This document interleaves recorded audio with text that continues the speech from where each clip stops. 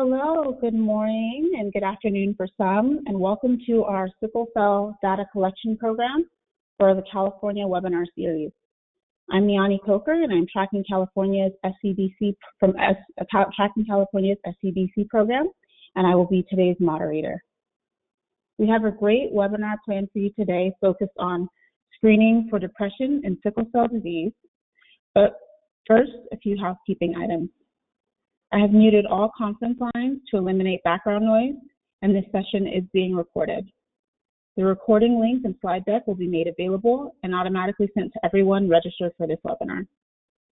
We will take written questions through the chat box or question function on the control panel of this webinar, and we will hold our question and answer period after the presentation has ended. First, we'll have a few general programmatic updates from our CA-SCDC program.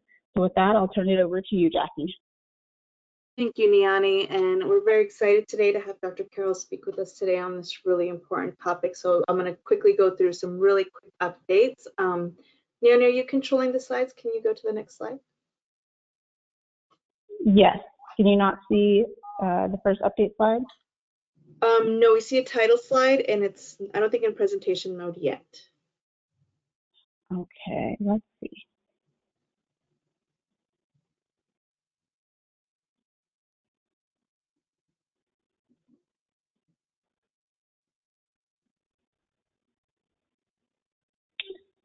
Are you still not seeing the next slide? I do see it. Not in presentation mode, but I'm just going to go ahead and start the update. So quickly, just letting folks know that we will have a new updated data for the SCD population in California, hopefully by March. So we're really kind of hoping to get that out pretty soon. And there we go. And then also kind of wanted to highlight some papers that have come out over the last year. You can kind of read through that list kind of quickly. I won't read them all, but that very first one is a really thorough and interesting overview of the sickle cell data collection program, history, and kind of some findings. So if you guys are kind of curious about getting into the details, I would recommend that one. And next slide. And we have quite a few that have finished, we've done the analysis, and these are all in partnership with a lot of our other partner SCDC states. These are in the manuscript development phase, so hopefully you'll be seeing these published within this next coming year. They kind of look at utilization, look at kind of use of telehealth during and after COVID-19, as well as a CBO survey that we did that was along with our CBOs. And then just highlighting a couple of the ones that are currently being worked on in analysis. We're kind of going into the also looking at air quality, some environmental factors within that could trigger some crises within SCD, as well as burden of chronic kidney disease and some social determinants of health analysis. And that is all I have, and I'm going to pass it now on to, I believe, Mary. Great, thanks so much. Thanks, Jackie and Niani. And thank you, Dr. Carroll, for giving us your time and expertise today. So just a quick updates from the CDC side of things. If you could go to the next slide, please. Excited to share with you that our stories of sickle cell continues to move along. We have several items up in the photo blog portion of this activity. And just as a reminder, the purpose of this is a little different than some of the other stories that are shown. And this is really to highlight the diverse identities of people living with sickle cell disease and to help remove stigma attached. And we're hoping to do that by just showcasing all of the many different dimensions of people's personalities and their lives. And I think there's some really rich information in here, and I encourage you to take a look. And there will soon be short video stories of each of these individuals posted as well. Next slide, please. We also continue to update our Steps to Better Health Toolkit. As a reminder, this is a project we're doing in conjunction with the American Society of Hematology, and the five items that they released over the last couple of years of clinical recommendations for sickle cell disease. So there's information up there that has been translated from those recommendations to be a little bit more friendly for a sickle cell disease warrior, caregiver, parent audience. So there's information about chronic pain, acute pain, there's information about blood transfusions. We have just started working on the 4th item in this series, and that's going to be translating the bone marrow transplant recommendations that ASH, the clinical recommendations they put out. So I expect those materials to come out in the upcoming months, and then we will finish off the year with the 5th set of clinical recommendations about cardiovascular disease. So we're hoping to have this toolkit all available, completed by the end of this year. It's available in English, it's translated into Spanish and French. There's ways to get this information out. There's a whole toolkit of how to share this via social media. So groups who are listening, if you want to share it with your clients, with your partners, lots of easy ways to make that easily accessible. Next slide, please.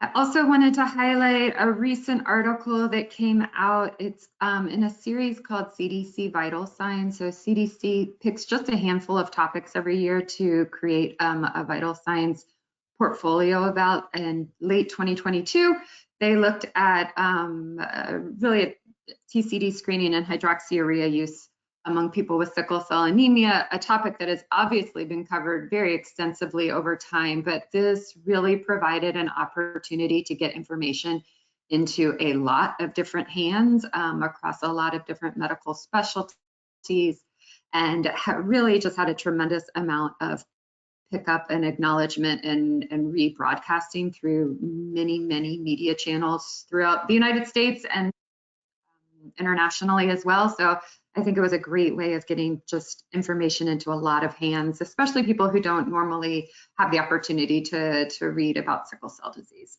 Next slide, please. And then, and I think this is probably a repeat of some of the items that Jackie mentioned, but just some recent publications. The first is that overview of the sickle cell surveillance program that Jackie mentioned. The second is a paper that recently came out from our program in Wisconsin. Again, another great opportunity to get information about sickle cell disease into the hands of the entire Wisconsin medical community.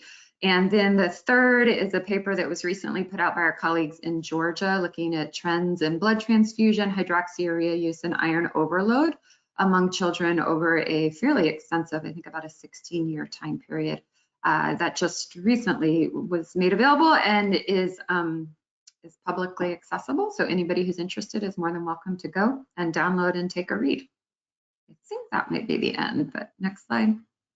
Oh no, this is the exciting information. We have forecast a new funding opportunity. So the California Sickle Cell Data Collection Program that's been ongoing for a number of years. The current grant cycle is ending for that in September of 2023. And we're forecasting that there will be a new cycle of funding available. If you go to grants.gov and look up this grant number, I really encourage you to do so. Probably the easiest way to do it is to type sickle cell disease up in the search bar, and it will bring you to the forecast. The current information that's up there says that the full funding opportunity announcement will be made available sometime around March 1st of this year. I have a sneaky feeling it will be even a little before that. So again, if you are interested in learning more about the program, if you are in a state that would like to participate in the program moving forward, it is a 5-year period of performance. There will be a lot of technical assistance provided, a lot of capacity building included in this cycle of funding. So I encourage you to go and certainly read about that, and to make sure you subscribe for updates to the post so that when the full posting is made, you will get it in your inbox. And is that my last one? Maybe. Next slide. Oh, and here's the best way to stay up to date with all of our information. Our quarterly newsletter, which is the Bloodline. The website's down on the bottom. You can subscribe. So much going on in all of the states participating in this program. It is a very rich source of information about all of the great work that's going on. So I encourage you to subscribe to that. Next slide. Thank you so much. There's my email address. Feel free to get in touch with me whenever you'd like. I'd love to talk with you or answer any questions you have. Thanks so much, and it will be quiet so we can get on to the good part of today. As Mary said, moving right along to the good part of today. So I will introduce today's speaker, Dr. Pat Carroll. Dr. Carroll is an internationally recognized expert in the multidisciplinary management of complex and high-utilizing patients with sickle cell disease. After completing his graduate medical training at Washington University in St. Louis, he completed residency at Johns Hopkins Department of Psychiatry and Behavioral Science. Thereafter, he was a fellow in the Behavioral Pharmacology Research Unit, studying the behavioral pharmacology of opioids. Upon leaving the fellowship, he joined as faculty as an associate medical director of Addiction Treatment Services, a leading addiction treatment center at Johns Hopkins Bayview Medical Center. In 2007, he assumed his current role in the Sickle Cell Center for Adults, combining his interest in chronic pain, opioid pharmacology, and the care of complex patients. He attends the Department of Psychiatry's Pain Management Program as intensive multidisciplinary treatment program for patients with refractory chronic pain or abnormal illness and behavior. He has published a number of peer-reviewed papers on SCD pain and treatment utilization, in addition to his earlier work in behavioral pharmacology and addiction treatment. Along with the multidisciplinary team of the Johns Hopkins Sickle Cell Center for Adults, he has been consulted regionally and internationally regarding management of chronic pain, psychiatric illness, and treatment utilization. So without further ado, I will turn it over to you, Pat. Thanks. That sounded way more impressive than I actually am. Hi, everybody. I'm going to talk today about a topic close to my heart, which is the role of screening for and treating depression in sickle cell disease. But I should probably say off the bat that, like a lot of things in sickle cell disease, even though I think it's highly prevalent, we don't have nearly enough information about it. And so I'm going to start talking about what we know about depression more generally. And I tend to look at things through kind of the lens of chronic pain, because that's where I spend a lot of my time, what I spend a lot of my time trying to help people with. So I'm going to talk about depression and chronic pain sort of generally. And then I'm going to talk about what we know about this in sickle cell disease. And I'm going to try to make an argument to you, which is that I think, the overall pattern is that depression is highly relevant to chronic pain in sickle cell. Also just highly relevant because it's bad. But also that I think it probably, whatever I say about chronic pain, you could pick a lot of different symptoms and say about the same thing. I would bet, even though we don't study it nearly as much, everything I say about depression and chronic pain, we could probably say about depression and fatigue and not be far wrong. So first, we're going to talk about depression generally within sort of chronic pain. Then we're going to talk about what we know about depression and sickle cell disease. And then I want to talk a little bit about what I think we ought to do about it, for which there is almost no evidence. And so that's pretty much going to be opinion. And I'm going to get through this, I hope, in about 30, 40 minutes. So first thing that I should say is, if you're looking at the title slide, I put depression in air quotes there. And that's because I think the word depression can mean a lot of different things, even in the scientific literature, and that we can slip and slide between different meanings of the word, and there are important differences. So you can switch slides. Sorry, I think I had the timings wrong. So in most research papers on depression in the pain field and also in sickle cell disease, the word can mean lots of different things.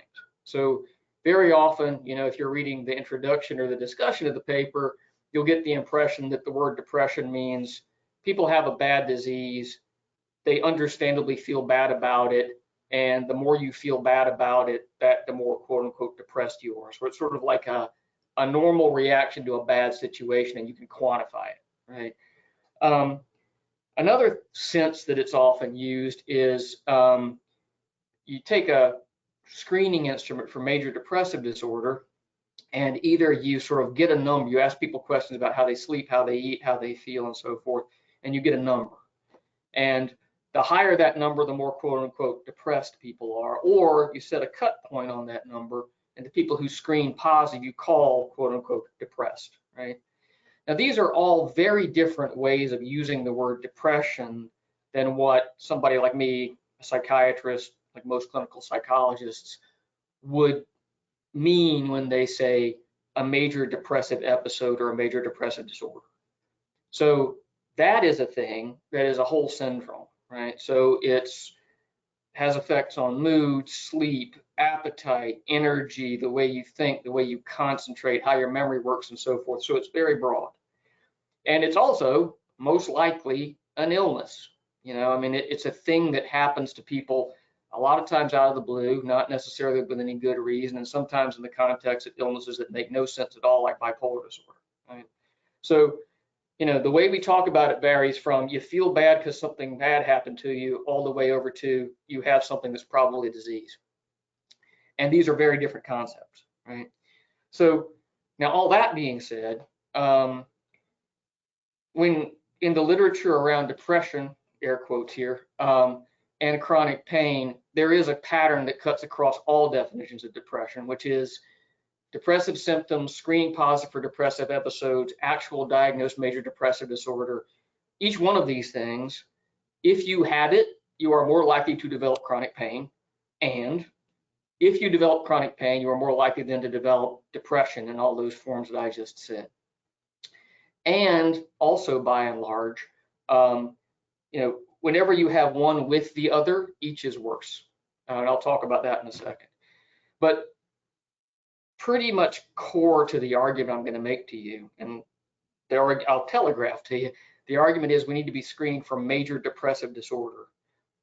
The reason I think that we should be looking for major depressive disorder very assiduously and very specifically, and maybe we should be kind of careful about these other definitions of depression that we should focus on, is because we have a lot of an evidence base about how to treat major depressive disorder, get it better, and very often get it into remission that we don't have for these other definitions, right?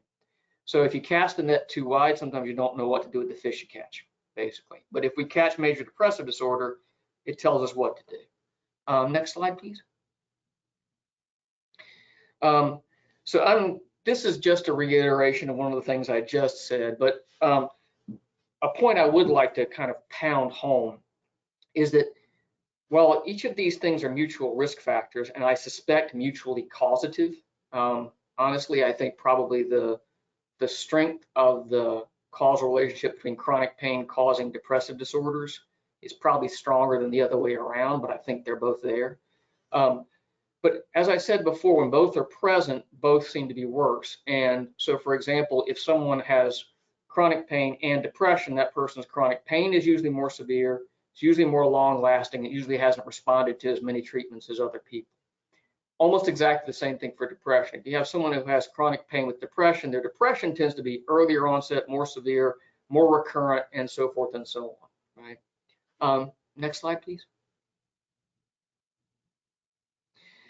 Now, why should these things hang together? You know, one simple idea, the idea that, you know, depression is just kind of a normal response to a bad thing and chronic pain is a bad thing, you know, it makes perfect sense. But then why is it that depression seems to cause chronic pain? And I'm quite convinced that it does, because I've seen some people who have had chronic pain who've literally had nerves cut out of their body, who've had that chronic pain go away when their depression was treated to remission. So I've seen with my own eyes that this can go both ways. So why should it be this way? And I think probably we're starting to learn, and I could quote a lot of evidence for this that's mostly suggestive, but I'll just show one thing. But I think we're starting to learn that the brain isn't really organized in a way that separates out things like pain, anxiety, and other kinds of low mood as much as you would think. So there's sort of fundamental systems in the brain, sometimes called the salience network, which is about like, pay attention to this thing, it's important to your survival. And the parts of that network that are good at detecting threats, you know, the parts that have to do with fear, but also the parts that have to do with pain. You know, there's a threat out there. That thing might be about to cut me, or that thing just cut my finger. In the brain, a lot of ways, these things are coded in the same places and it reacts a similar way. And so it's looking like the pathologies that affect this kind of salience and threat detecting network affect everything that it affects. So this is a slide that I put on mostly because it's pretty, but it's an interesting study. So this is a study of people with fibromyalgia versus a set of people who don't have fibromyalgia. And the people with fibromyalgia were in two groups. So there's people with fibromyalgia who have depression, people who have only fibromyalgia. And fibromyalgia is this kind of condition where you have diffuse pain in lots of different places with no particular sign to tell you why you have it. And the reason for that is probably a lot of times it has to do with the brain over-interpreting signals for pain. So people with fibromyalgia tend to have this thing called central sensitization, where their nervous system perceives pain for stimuli that other people probably wouldn't think of as pain. But anyway, so you've got people with fibromyalgia and depression, people with fibromyalgia, and then people who have neither, right? And so this is a study where these folks were all zapped on the finger with exactly the same stimulus. And then they were in a scanner while this was happening. And the researchers looked at what parts of the brain basically lit up when, you know, they were zapped on the finger. Now, everybody, I don't know if, I guess you can't see my pointer, but if you look on the left side of the screen, the one that says all groups, those brain scans there, everybody's brains lit up in certain areas of the brain that had to do with, like, that is on your finger, it is hot and it is intense and it's not good. So everybody lit up the same way. But only the people with depression had this excessive activation of the amygdala, which is a piece of the brain that has a lot to do with fear, threat, and so forth. And this salience network I'm talking about, which has to do with like paying attention to something that might be important. And the people who had the depressions, that lit up like a Christmas tree. Now, it didn't relate to how much they rated the pain of their finger when it was zapped. What it did relate to was how much pain they had on average from their chronic pain. So there seems to be something about this reactivity in this salience network that's particularly true of people with depression that has something to do with chronic pain. And you can also see something called emotional allodynia. When people's mood's low, they tend to perceive any stimulus as more unpleasant. And then if you reverse their depression, you treat it or they're in remission for their depression, it goes away. So these things are probably wired together in the brain in a very fundamental way, and the direction of causation does not have to be understandable because it's right there in the brain and coded in the same system. Next slide, please. Another thing that's interesting, I think, is that not only is pain, fear, anxiety, and these all things kind of operate in the same brain systems, but opioids probably operate in kind of the same way. So they're all really entangled. So their endogenous opioid system has a lot to do with modulating things like anxiety and pain, obviously. But also, you know, the synthetic ones and the plant-derived ones we use have some strong effects on mood and on pain, and sometimes they're paradoxical. And we also know that, you know, this thing about depression interacting with pain is also true with opioids. So there's interactions between whether people who have depression and chronic pain wind up on opioids, how much relief they get from opioids, and so forth. So, you know, people who are depressed with chronic pain are a little bit more likely to be prescribed opioids, but they're a lot more likely to stay on them. And as I said, opioids modify a lot of things, like, you know, they put you to sleep, they can be anxiolytic, they can boost mood and so forth. And there's probably, you know, opioids for people who are depressed might actually relieve other things than just pain, and that might actually sort of add to sort of the reasons people might take them. So there is some evidence that people who are depressed wind up taking opioids sometimes to help themselves sleep and sometimes to feel less stressed, as well as for pain. And that might be an extra reason that these things have an appeal. But there's even a genetic relationship between people taking opioids and having depression. So the people who have one are more likely to wind up doing the other. There's shared genetic risk, quote unquote, risk for this. Next slide, please.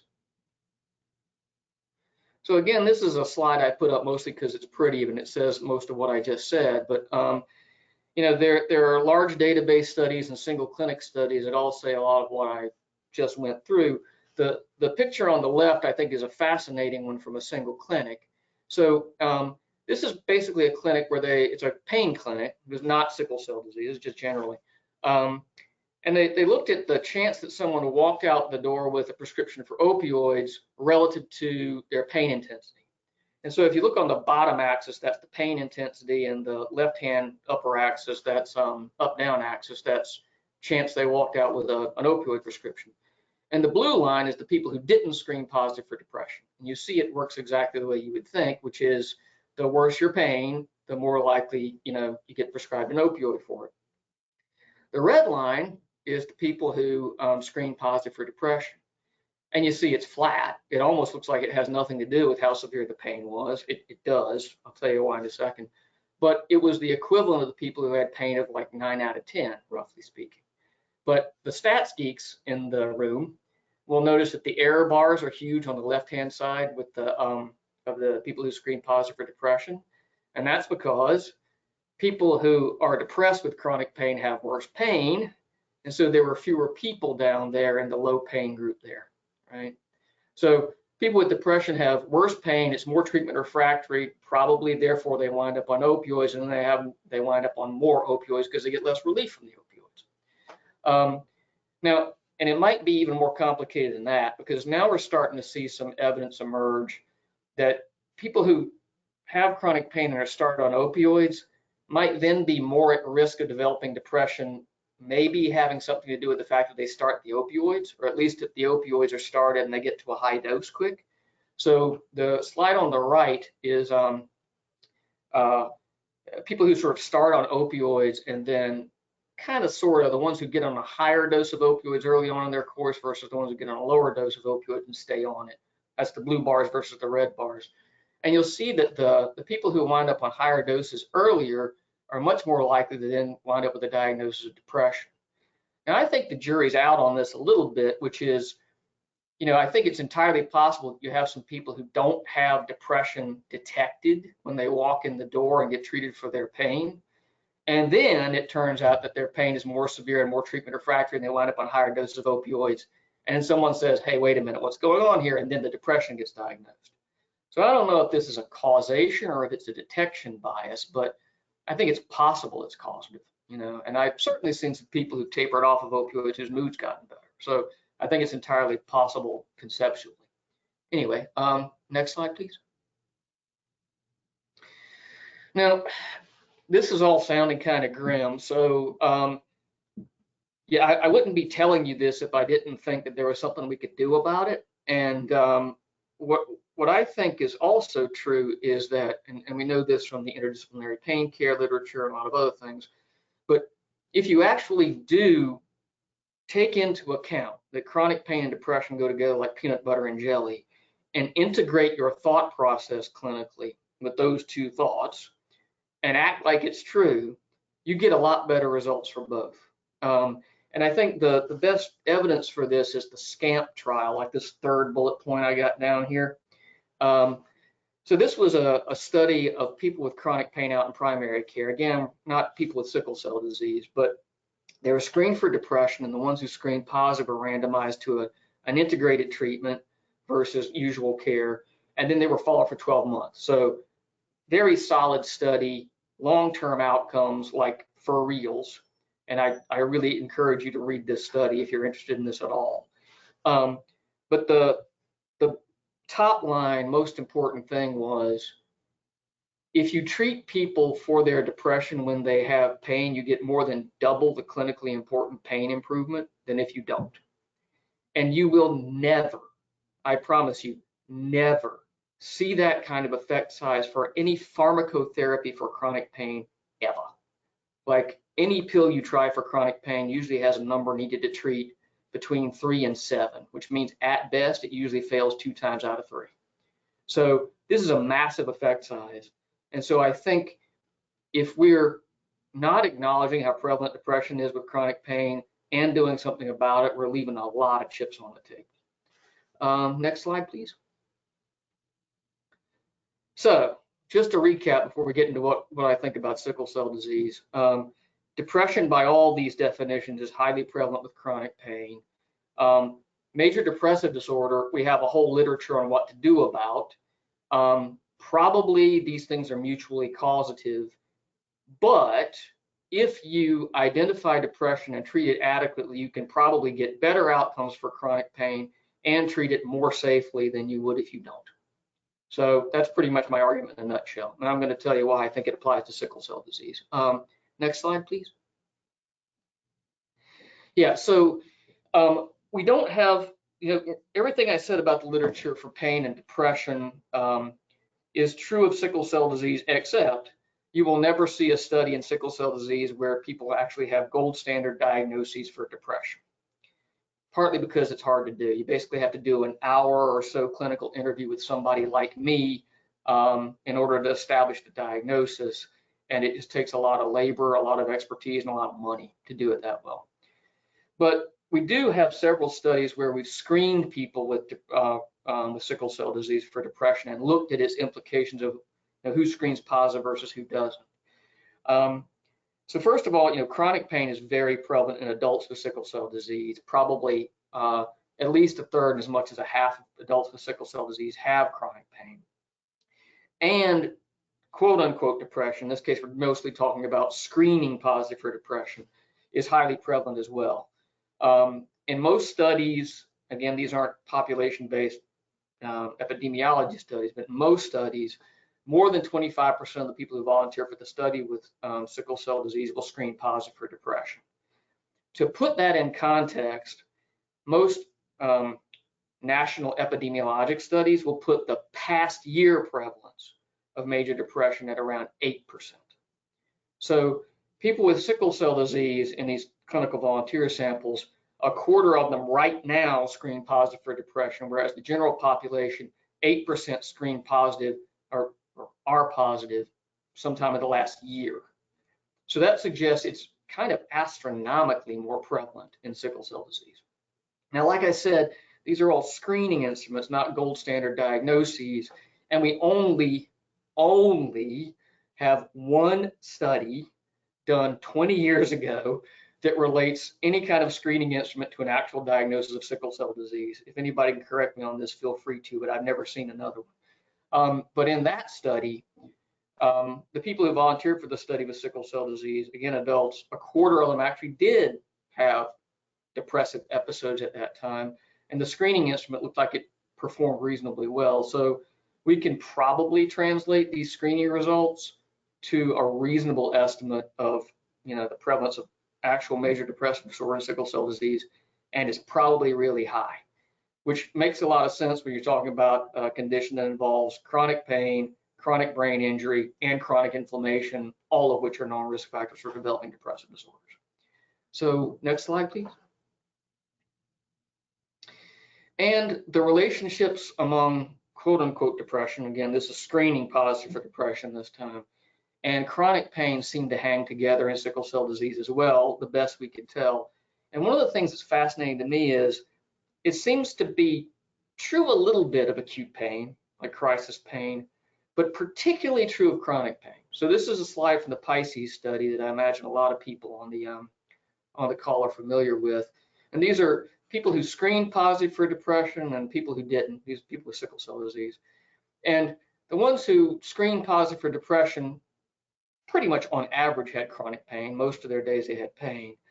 Their non-crisis, which is to say the kind of pain we usually call chronic when it's frequent enough, that had a really robust relationship with their screening positive for depression. They took more opioids, duh, they had more pain and it was worse, but they also got less relief from the opioids. And like everything else that has to do with depression, people who are depressed, their quality of life is radically reduced. So on the right-hand side there, you see the people with depression had like 3/4 of a standard deviation drop in their quality of life. That's a big effect. Next slide, please. This is another thing that I think is really interesting, which remember I was telling you about pain and depression seem to be sort of mutual risk factors. This is a slide from my colleague Sumitri Sill in Atlanta, looking at adolescent, well, children, but mostly adolescents. and looking at a number of characteristics of those folks, and then predicting what happens to them in about 2 years. And I see a few things here that are fascinating to me. First thing is Dr. Sill looked at depressive symptoms. That's the line number 5 there. And you'll see if you look at sort of lines 2 through 7 there, that depressive symptoms at baseline predicted every bad thing 2 years later, including pain, reduced quality of life, pain catastrophizing, which is also related to worse pain, etc. The other thing that's interesting is that depressive symptoms predicted the severity of pain at 2 years as well as pain did, which I find like remarkable, because usually a thing predicts itself pretty darn well, but depression seems to be able to predict pain just as well as depression does. Next slide, please. Now, I mentioned that like these things are wired together in the brain at a fundamental level, I think, and I think the evidence is starting to back me up. But we've also known for a long time that probably the brain is intimately involved in how people with sickle cell disease develop chronic pain. Like we've seen this in mouse models of sickle cell disease for a long time, that mice with sickle cell disease are born with normal pain thresholds, and then given enough time, they start becoming hypersensitive to pain. This is a study by my colleague Bob Malocki and some of his folks in Chicago, looking at people with sickle cell disease and levels of sensitivity to various different stimuli. The people with sickle cell disease are in orange, matched controls are in blue, and just like the mice that are transfected with human sickle cell genes, people with sickle cell disease are markedly hyperalgesic to mechanical stimuli and also to cold. Next slide, please. And here's another study within people with sickle cell disease done by my colleague, Dr. Claudia Campbell over here at Hopkins. And these are people who have lab tests that are done to see how centrally sensitized they are, just to say how much their spinal cord and brain seems to hyperreact to certain kinds of pain. And at every single point in follow-up, all the way out to I think about a year, Claudia did this study, people who were higher people with sickle cell disease who were higher on central sensitization had worse non-crisis pain. And it was also, again, there was a relationship to crisis pain, but particularly to this crisis and chronic pain. So it looks like the brain is intimately involved in producing chronic pain. People with sickle cell disease, probably through the course of the sickle cell disease, seem to have their brains and spinal cords altered in a way that makes them sensitive to pain. And oh, by the way, all these things also tend to hang together with depression, again, like peanut butter and jelly. So again, I think if we're not thinking about how to go after this from the depression side, we're going to leave a lot of chips on the table. Next slide, please. Now, one question always is, so, all right, Pat, you know, you're telling me to screen people for sickle cell disease for depression. What am I going to do about it if they screen positive? And I think that's actually a very important question. And so I think we have to pay more attention to the role of depression in sickle cell disease, but I think we also have to do it understanding that if we're going to do that, we got to be able to do something about it. And I think, you know, what we know about how it's done right now is pretty minimal, and we probably need more resources dedicated to it. But I'm going to talk a little bit about some thoughts I have on that. So this is another study by a colleague of mine, Mona Robbins, who was at UT Southwest when this was done. Sadly, she's exited the sickle cell world since then. But she's a clinical psychologist, and she screened pretty much everybody who came through the program. She sees adults with a PHQ-9, which is a depression screening instrument, and the GAD-7, which is an anxiety screening instrument. And then when they screened positive, she offered to have them come back and see her, and then check to see who showed up. And like you seem to see very often, she saw, if you look at the bottom 2 lines in that little table I got there, about 25 to 30% of people screen positive for depression, starting to sound like a theme, right? A little few more screen positive for anxiety. By the way, those things were not mutually exclusive. They overlap tremendously. So a total of about, I think, 40% of people screen positive for something or the other. And then of those people, about 60% accepted the referral to see her, And then of those people, about 60% showed up. So one of the things that I want to point out here is, the prevalence of screening positive is very high, but at every spot along the way, you lose people, right? And I'm going to talk a little bit more about that in a second. Next slide, please. Now, I hesitate to throw this up because this table, I think, is definitely comparing apples to oranges, and it's barely above me doing something on the back of an envelope. And there are 600,000 other caveats to this, so don't take this like it's gospel, okay? But I've put on the left side Dr. Robbins's results, and on the right side some things we've seen at Hopkins in our young adult clinic. And this is Dr. Lydia Pecker, who's our hematologist, and Liz Prince, who's my colleague in psychiatry. They're part of this clinic. And the way it operates is when we have people come in, and these are usually people about 22-ish. Dr. Pecker has been working with us for a long time. She thinks a lot about depression, and she talks to people about it kind of right off the jump, and refers about 60% of the people she sees to see mostly Dr. Prince or sometimes me. And then Dr. Prince has started looking at what happens after that. And what she's seen is that we get about a third of the total clinic volume comes to see us the first time. If you compare that to how you sort of multiplied things out with Dr. Robbins' study, she wound up seeing about 13% of the total number of people she came across in her first study. And then on what Dr. Prince has seen is almost everybody who comes to see us the first time comes to see us the second time. Now, like I said, there's a million caveats to this. They're radically different systems. We're concentrated in one place. UT Southwest is huge. It's scattered across multiple different places. There's a lot of ways that this could be just complete confounding. But I do wonder a lot about the fact that, on the left side, we have one of our colleagues in clinical psychology kind of off to the side, independently screening people and sort of functioning in our own track. And on the other side, we've got a clinic that's kind of integrated where everybody sort of talks to each other about this at the same time. And we're all kind of down the hall from each other, and the patients get in to see us pretty quick. So, like I said, there could be a million confounds to all this, and it might be a total artifact, but this may be chauvinism on my part, but I think building a clinic where it's all under one roof and everybody talks to each other is going to get us better results. Next slide, please. Now, on a similar note, treating depression on the one hand ain't rocket science, but on the other hand, it's got its realities. And I'm going to quote here the STAR-D trial, which I think if you're interested in the treatment of depression, you should read everything that comes out of it.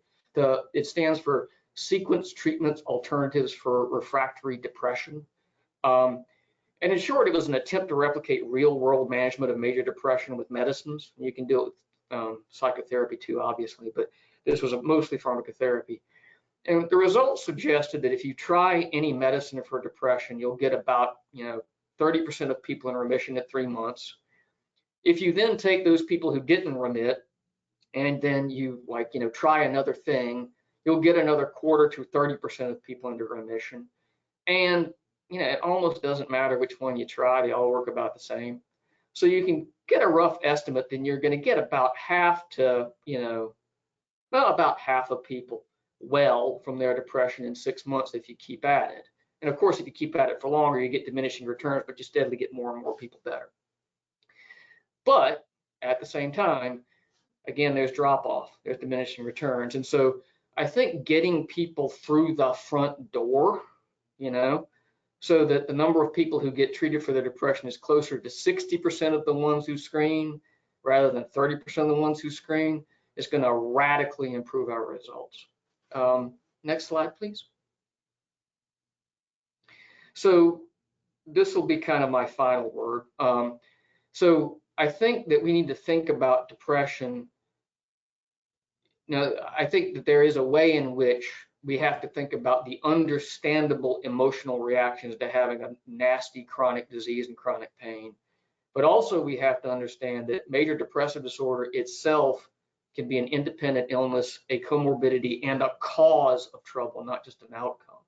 And so if we go at it that way, it opens up other therapeutic opportunities. Whereas, for example, if you go after chronic pain as only chronic pain, you can wind up having that therapy be ineffective or even flat out backfire. So I think the goal of screening people for depression and sickle cell disease right now should be to identify major depressive disorder and get people treated for it, and to build models that are good at that. But in order to do it, we need to figure out how to build expertise, models of thought and communication and screening into sickle cell centers that are effective. And I think that, you know, a lot of our thoughts appropriately are on how do we get quote unquote mental health people into sickle cell centers. But then the question is that enough? Or should we think more broadly in terms of what kind of system are we building in which those people function? And so, again, I'm going to make a pitch that I think integrating someone who has psychiatric, expert psychological expertise right into the clinic rather than having somebody way off somewhere else that you refer to works better. And I think we need to think about how to build the system that way. So I think that's all I had to say. Did I have another slide? I did not. Okay, so now we can actually talk. Wow. Thank you so much for that presentation, Pat. I mean, it's got me thinking. I can't wait to go back myself and listen to the recording on this. And at this time, we will take any questions participants may have. As a reminder, the way that we take questions is through the chat box or question function on the control panel of your webinar. So with that, I will turn it over to Jackie and see if she can get us started with some Q&A. Thank you, Niani. Thank you, Dr. Carr. There's a lot of information you just kind of pass on to us. All very interesting, but a lot of food for thought. So I do have a question that has just come in. The first one is, which screening tool would be used to measure depression in people living with sickle cell disease? Yeah, so there's a great question because there's a boatload of them. So there's a lot of different nuances to these things. One thing that I think, you know, there are some screening instruments that require a clinician to administer it because it requires judgment on something like, I am looking at the patient's face and here's what I see. They look sad, they don't, so forth. So those can be very fine-grained, but I think in most of the situations where we're like doing clinical practice with sickle cell disease, probably not all that practical. So I think something that can be used mostly as self-report is probably the way to go practically. And then again, there are a lot of nuances to individual instruments, but I'll just cut to the chase and I'll say that the one I kind of like is the PHQ-9. It's the one that was used in that SCAMP trial that I pointed out. And I like it for a couple of reasons. One reason is that it works just fine, you know, so I can't fault it for anything. The other thing is that when non-psychiatric clinicians use it, it is basically a list of the DSM criteria for a major depressive episode. And so on the one hand, it gives you a number and there's an established cut point, and past that cut point, you think probably people have a depression. And if it's really high, you're like, that's gotta be a depression. The other thing is, if you happen to be a clinician sitting there with that in front of you on a sheet of paper and you're reading off of it, you're doing a diagnostic interview for depression. And so I think as I've gotten some of my hematology colleagues to do this stuff, I think the back and forth between the patient and the clinician using that thing as the intermediary has actually taught some of my colleagues how to diagnose depression. So I'm kind of a fan of it. And also it's built into a lot of EMRs. I think you can get it in Epic if you happen to use that, but I know a lot of people do. So I've become kind of a fan of the PHQ-9. Now there's other. Oh, sorry, go ahead. There's other options, you know, I mean, better to use something than nothing, but, you know, if you got it, I think it's useful. A follow-up question to that is, how often would you recommend administering the PHQ-9 questionnaire? Well, so I think it depends a little bit. I think there's probably some individualization to do it. I think, annual screening is probably a good idea. And, prior probabilities matter. So when the base prevalence is really high, it also makes it a little bit easy because anything that looks like it probably is. So I think, if you can aim for everybody gets one every year, I think you're probably doing pretty good. Like there is zero standard in sickle cell disease, by the way.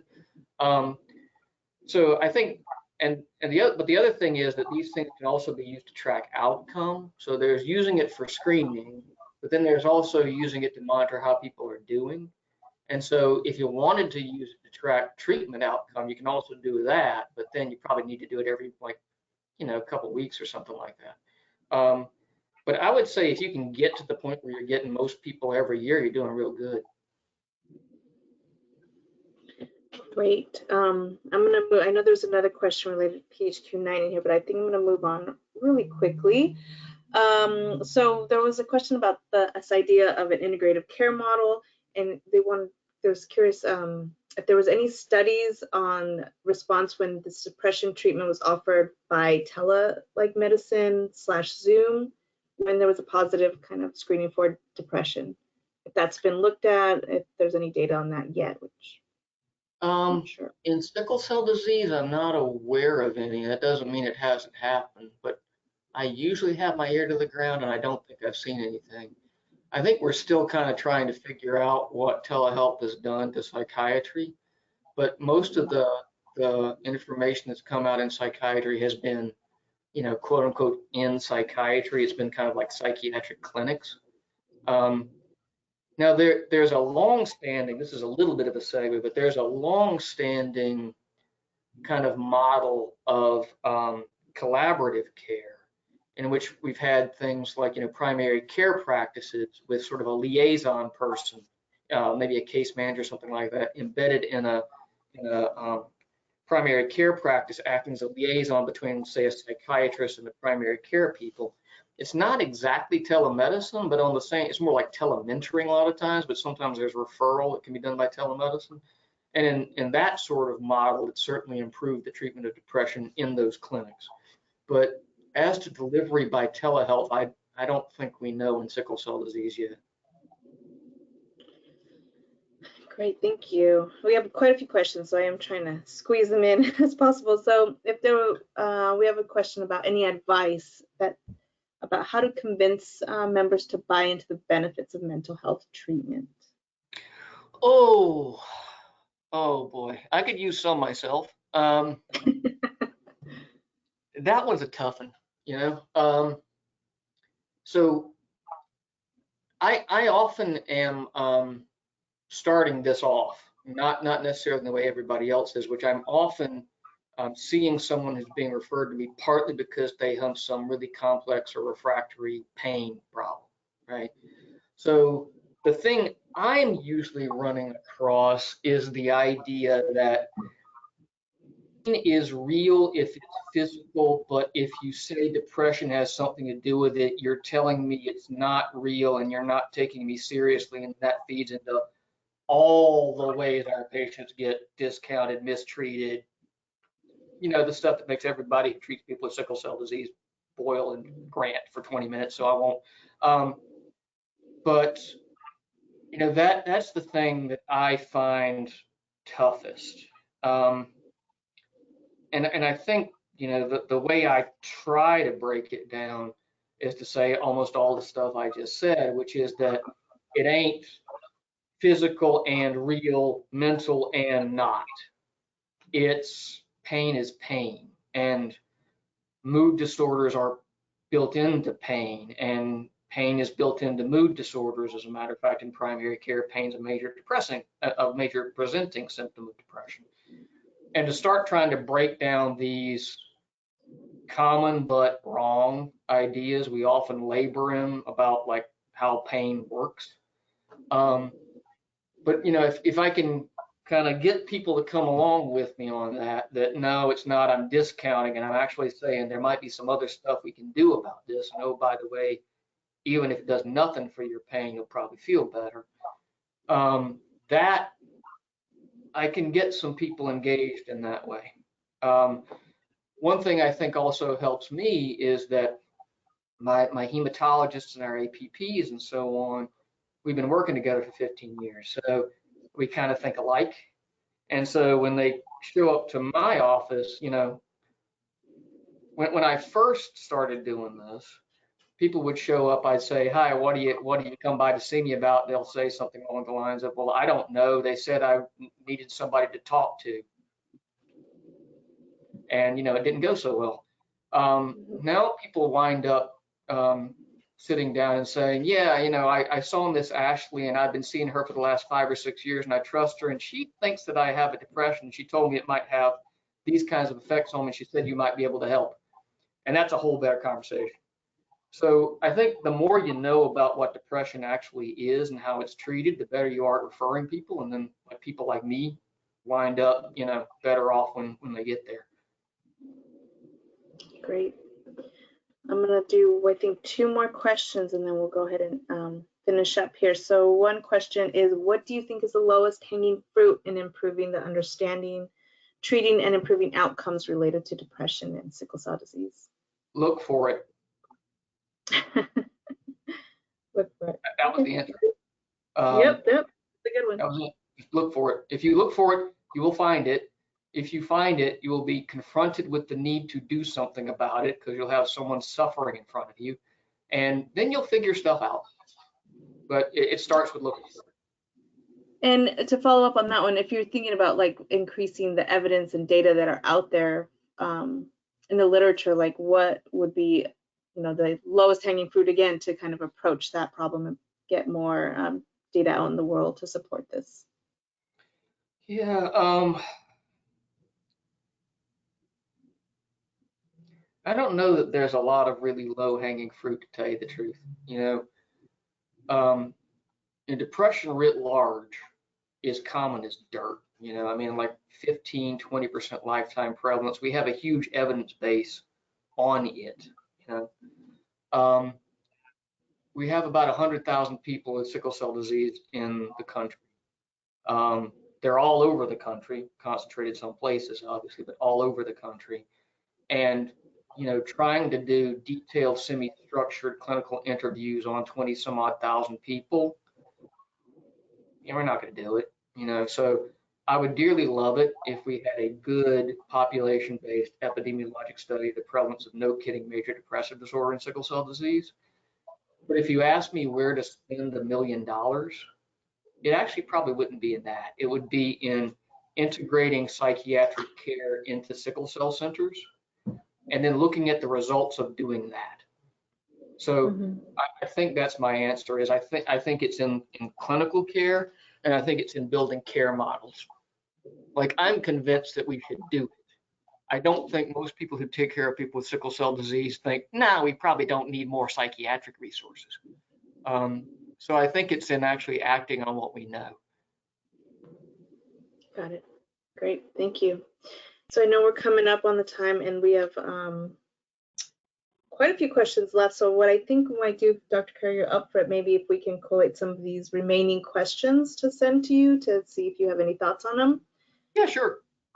Okay. Niani, do you want to go ahead and close out the webinar? And thank you again, Dr. Sure. This was really.